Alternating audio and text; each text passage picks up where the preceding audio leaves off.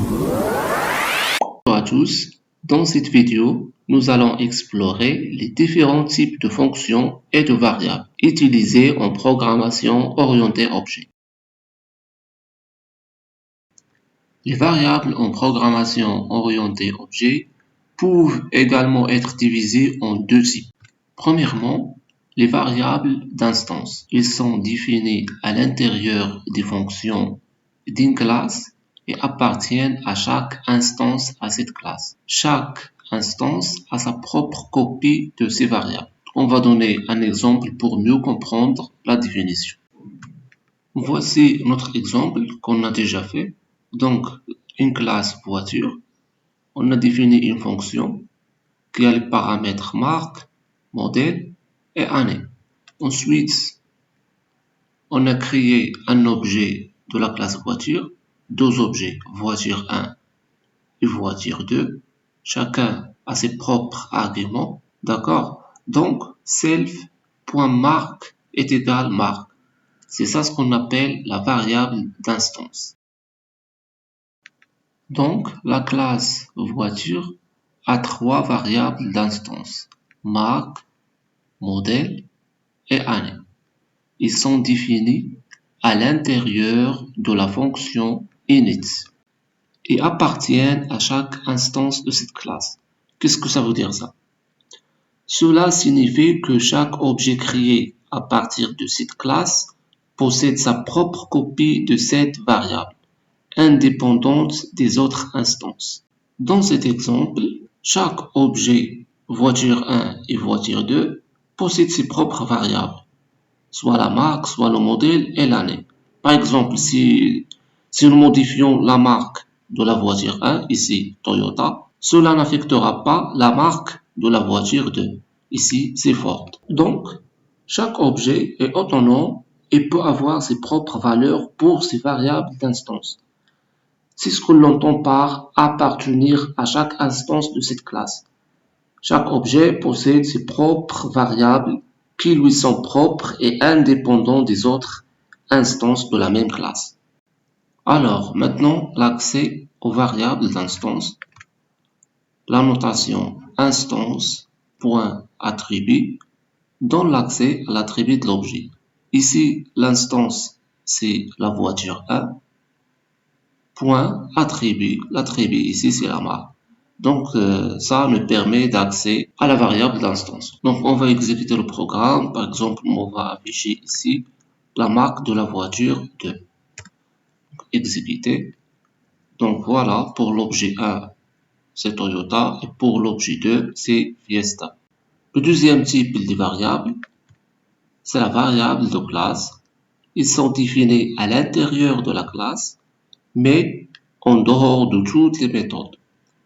Ils sont partagés par toutes les instances de la classe et les variables de classe sont déclarées avec le mot classe. Par exemple, je vais écrire ici à l'intérieur de la classe une variable S1 est égale à 0. Voilà. Ensuite, si je veux accéder à cette variable, je vais écrire print le nom de la classe voiture point le nom du variable S1. Donc maintenant on va exécuter le programme. Donc voilà, ici c'est 0. Donc les variables d'instance sont souvent utilisées pour stocker des données uniques à chaque objet de la classe, telles que des caractéristiques spécifiques à un objet, par exemple le modèle, la marque, l'année, etc. Mais les variables de classe sont souvent utilisées pour stocker des données partagées par tous les objets de la classe, tels que des constantes ou des compteurs. Alors, comme les variables, les fonctions aussi, en programmation objet orientée, sont deux. Tout d'abord, les méthodes. Ce sont des fonctions qui sont définies à l'intérieur d'une classe et qui agissent sur les objets de cette classe. Les méthodes peuvent accéder aux attributs de l'objet via le paramètre self. Donc, on a déjà vu ce type de méthode Donc, à l'aide de self, on peut accéder aux attributs de l'objet. Le deuxième type, c'est les méthodes de classe. Class method. Ce sont des fonctions qui prennent la classe elle-même comme premier argument. Ils peuvent accéder aux variables de classe et sont souvent utilisés pour créer des méthodes alternatives pour initialiser des objets. Pour définir une classe méthode, donc on va écrire arrobas class method comme ça. Ensuite, on va définir la fonction. Par exemple, classe info, le nom. Ouvrez la parenthèse. Ensuite, c'est ls, c'est-à-dire classe, l'abréviation de classe. Donc, pour la fonction méthode, on a le mot self, c'est-à-dire il agit sur l'objet. Ici, classe, c'est-à-dire dans la même classe, elles agissent dans la même classe. Alors, deux points, par exemple, print le mot bonjour. Maintenant, si je veux afficher le mot bonjour, donc je vais écrire ici voiture, le nom de la classe, point, classe info. Comme ça. Donc le nom de la classe, point, le nom de la fonction de classe méthode. Ensuite, exécuter le programme. Donc voilà le mot bonjour. Maintenant, est-ce que c'est possible d'appeler une méthode d'objet à partir de la classe en utilisant un objet de cette classe comme argument? Voici comment vous pouvez le faire dans notre exemple de classe voiture. Tout d'abord, on va définir une fonction d'objet nommée état, donc le mot self au paramètre self, donc nouveau, ancien. Ensuite, on va afficher la voiture est nouvelle ou la voiture est ancienne. On peut faire cet exemple dans un nouveau exemple pour laisser cet exemple clair. Donc, je vais couper ce code, donc créer un nouveau exemple. C'est bon.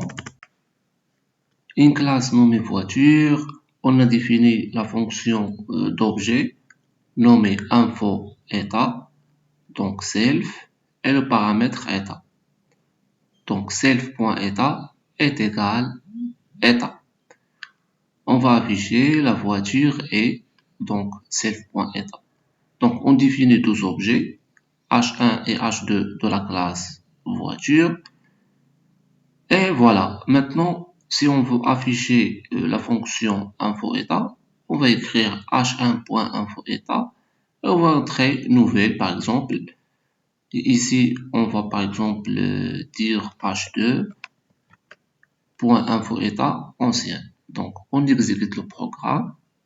Donc voilà, la voiture est nouvelle. Et pour l'objet 2, la voiture est ancienne.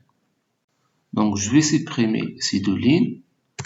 Et maintenant, on va appeler la fonction d'objet à partir de la classe voiture. Donc, on va écrire voiture, point, donc, info état. Ensuite, on va nouvelle,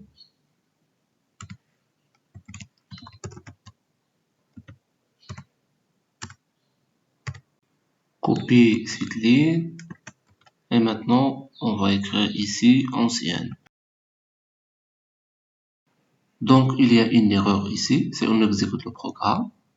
Donc, voilà, erreur. Pourquoi? Parce que, donc, dans cette ligne, la classe voiture ne connaît pas est-ce que ça, c'est pour l'objet H1 ou H2. Même chose pour cette ligne. Est-ce que ancien, c'est pour H1 ou H2? Donc, pour résoudre ce problème, tout simplement, on va définir, par exemple, ici, c'est H1, virgule, ensuite nouvelle, c'est très bien. Même chose ici, par exemple, on va le dire ça, c'est H2.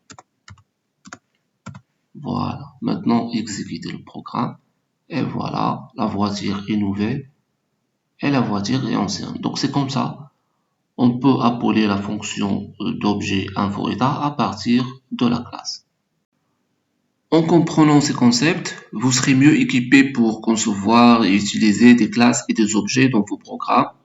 N'oubliez pas de pratiquer et d'expérimenter par vous-même pour renforcer votre compréhension. Merci de regarder et à bientôt.